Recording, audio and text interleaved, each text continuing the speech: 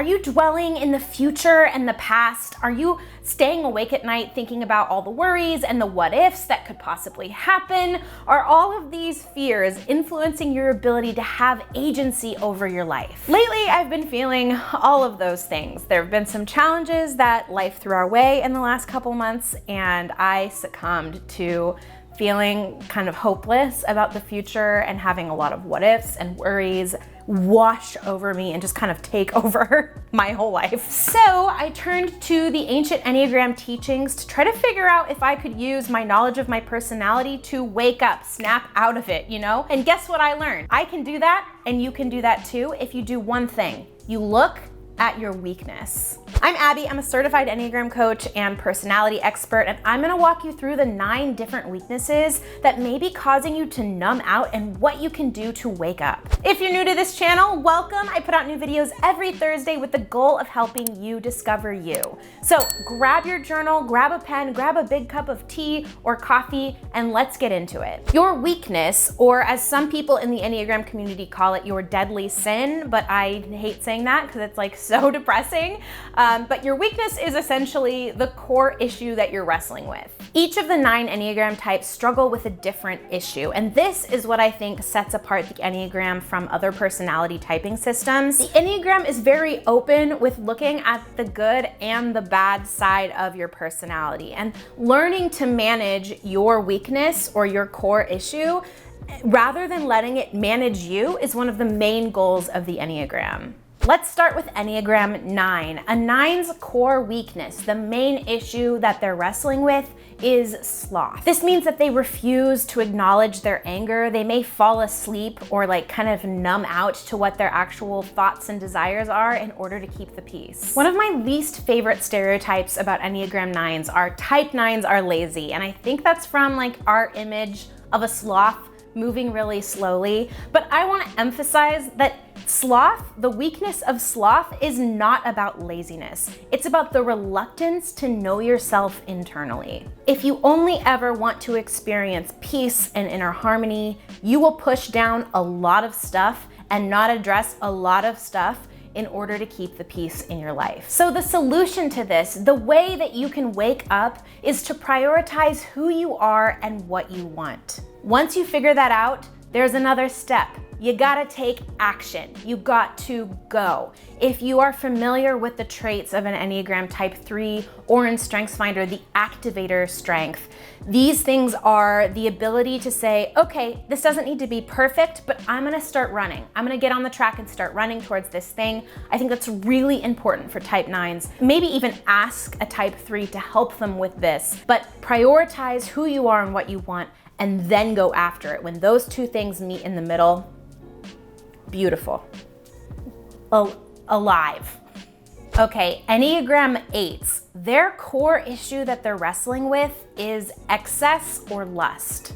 This looks like constantly desiring control, power, intensity. It could look like steamrolling other people to get what you want. The solution to this, the way that you can wake up, may sound counterintuitive, but it's the ultimate growth goal, and that is vulnerability. That is the hardest thing for Type 8s to do, opening up, leaving that soft part of themselves open for attack or betrayal, taking a step back from leadership or power to get the lay of the land and try to figure out what's going on. That can be really tough for 8s, but let me tell you, that is your secret. An Enneagram 7's weakness is gluttony, and what that looks like is feeling kind of like this insatiable emptiness, hunger inside of you that you want to fill up with stimulation, with experiences. You are desperately afraid of missing out, and so you cling to experiences with a death grip of I will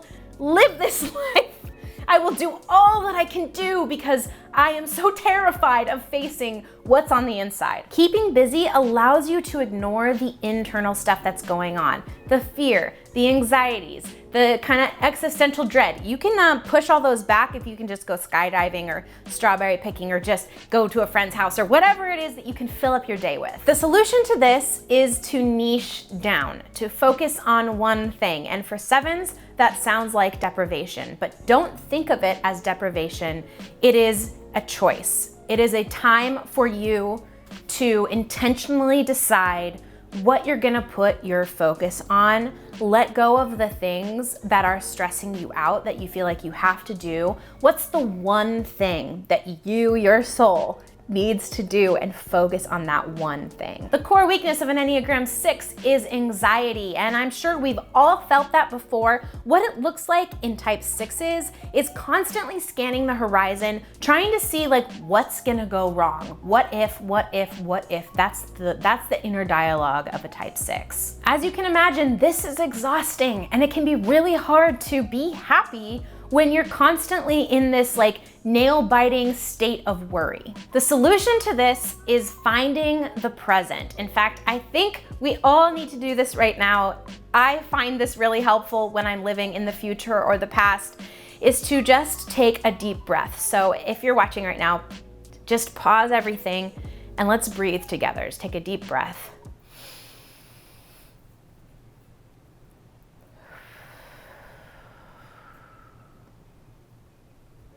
Good stuff. Breathing. Very simple, but it works. Things like that. Breathing, meditation, yoga, long nature walks without your phone, anything that you can do to bring yourself into the grounded present is going to help you wake up and live more fully. The weakness of an Enneagram type 5 is avarice. And what this looks like is believing that you don't have enough internal resources and that too much interaction with other people is gonna lead to catastrophic depletion. Type 5s view the world as intrusive. It takes and it takes and it takes. So the term avarice is one of the least used words of all the 9 weaknesses.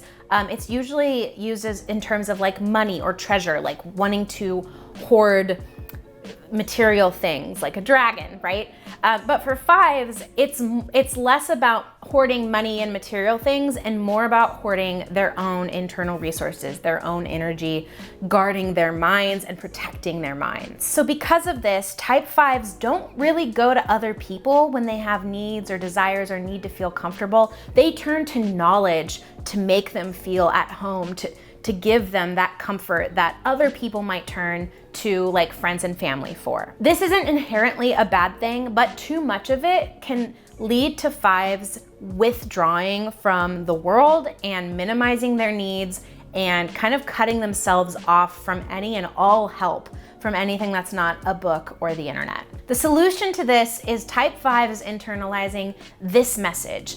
Your needs are not a burden. And I understand that managing your energy reserve is a huge deal. And that's something that 100% absolutely you should prioritize managing that. You should prioritize your solitude, but also the people in your life want to help you, and saying that you have a need or a problem is not a burden. You know, I don't know if you've noticed this, but people like to help, especially if you have like a type 2 or type 9 in your life.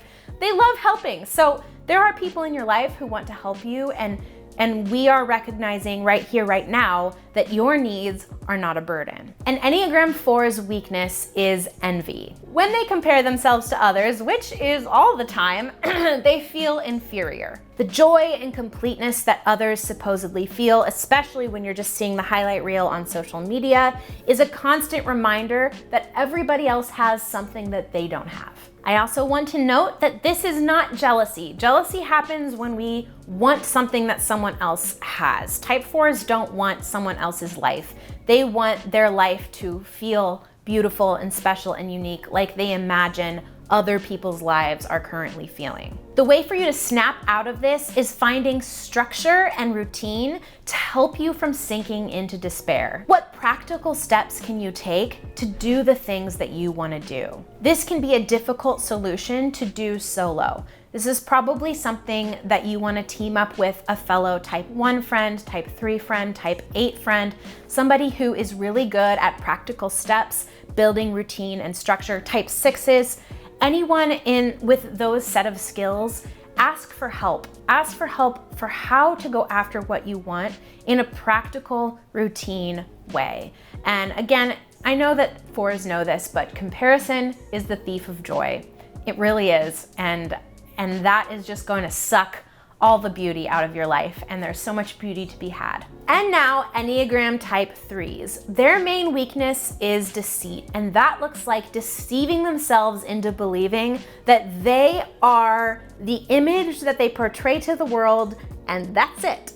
They live for the way they look to others because that's the way that they feel they get the admiration and the love that they long for. This causes them to be a chameleon based on what they feel like they need to do in order to get the approval of the people they're with. Like they can walk into a room and kind of shape shift into whatever they feel like fits the mood, whether that be like politics or personalities or joke talent, like whatever it is, 3s are very good at slipping into what they think other people want to see from them. And the deceit in this is they forget their authentic selves. So the solution to this, the waking up thing, if you've been around this channel for a while, you know that I am a 3-wing 4. And as a 3, this is the solution that helps me wake up. It's rest. It's real intentional rest. It's not TikTok for an hour before bed. It's not a couple hours of watching TV on the weekend.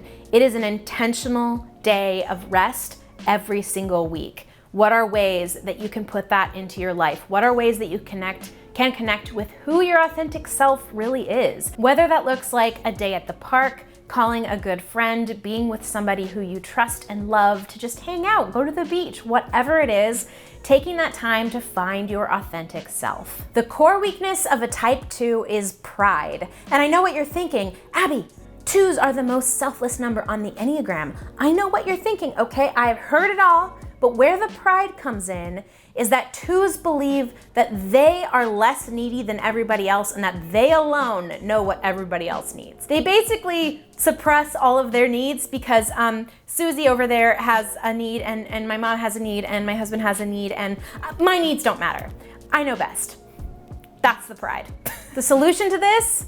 Acknowledging your own needs. I know it is said all the time that self-care is very important for a type 2, but I feel like self-care has become such a buzzword that we need to say it in different ways. In order to wake up, type 2s need to intentionally meet their own needs. They need to ask for help. They need to set boundaries and maintain those boundaries, and they need to say no. If you acknowledge what you need, your authentic self is gonna come to the surface, and that's what we're all aiming for here. We don't wanna numb out, we don't wanna fall back into the weaknesses that we have struggled with our entire lives. It is a very active thing to do. It's definitely like if we just go back to what our normal routine is, we're gonna slip right back into the core issues that we've always struggled with. So that's why these are things that you need to intentionally do every single week. And last but never least, Enneagram type 1. Their core weakness is resentment. Type 1s don't acknowledge their frustration or their anger because that would be bad, and their core longing is to be good. So they kind of suppress all of that. It's like a simmering frustration that sometimes comes to the surface in like passive aggressiveness, but they're always suppressing it because if they let that anger go, there's some lack of control that comes with that. And type 1s want to feel in control. They want to feel like they're in control of their emotions, their surroundings, their fate. All of that is very important to them, and anger is a threatening emotion. So lots of suppression going on. The solution to this, and this is something that comes up again and again and again when I'm talking to type 1s, is to find your inner child. Imagine little Abby, little Adam, little Jason, little Susie. Who is that little person? What brought them joy? Can you imagine what they looked like? Can you speak to yourself like it is your inner child? What would that feel like? That playful, innocent, childlike part of yourself is very important. If you can find a way to tap into it, to just play, to have fun, to take time off, to have fun, imagine that. If you can unleash that side of yourself, you're gonna feel a lot less numb and a lot more present and awake in your current circumstances. What I love about the Enneagram is it shows you the good and the bad. If you don't feel a little bit uncomfortable when I'm talking about your type and your weakness, you probably haven't found your number. Discovering more about yourself isn't always pleasant. It kind of challenges the bury our head in the sand so that we can protect ourselves kind of mentality. It forces you to ask the question like, hey, this is who you are. Now what are you gonna do about it? Sometimes all it takes to improve the quality of your life is to wake up. And what I mean by that is being present. When we're present, when we're grounded in the moment, we are our most authentic selves. You become who you were made to be, and that is priceless. Thank you to my patrons for supporting this channel. If you want to also support this channel, I'll put the link in the description down below. If you want to watch more videos about discovering who you are, you can click on the playlist right here. If you want to watch what YouTube thinks you'll like, you can click here, and I will see you in the next video.